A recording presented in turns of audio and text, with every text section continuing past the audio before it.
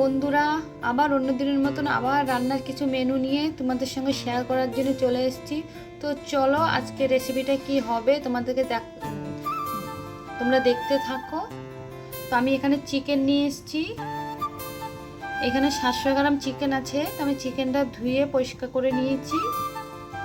আমি chicken two বানাবো, তো এখানে চিকেনটা দেখিয়ে দিলাম। তো চিকেন টু বানাবার জন্য কি সবজি নিয়েছি তোমরা দেখতে থাকো। তো চিকেন চু বানাবার জন্য আমি দুটো টমেটোকে 2 পিস করে নিয়েছি। তো দুটো টমেটোকে 4 পিস করে নিয়েছি। হাফ পেঁপেকে আমি 4 টুকরো করে নিয়েছি। আর একটা আলুকে 2 টুকরো করে নিয়েছি। আর এখানে গোটা গোটা পেঁয়াজ ছাড়িয়ে নিয়েছি ছোট ছোট সাইজের।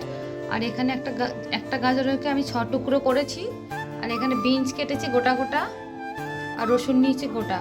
তো এই হচ্ছে আমার চিকেন টুর সবজি। চিকেন টু বানাতে গেলে সব সবজিগুলি বড় বড় করে কাটতে হবে, গোটা গোটা। তো আমার আজকে চিকেনের টুর রেসিপিটা কেমন হয়েছে অবশ্য কিন্তু তোমরা কমেন্টে বলবে। আর ভিডিওটা ভালো লাগলে লাইক শেয়ার কমেন্ট করে দেবে। আবার নেক্সট কোনো ভিডিও নিয়ে আসবো। আজকের মতো নমস্কার, বাই বাই।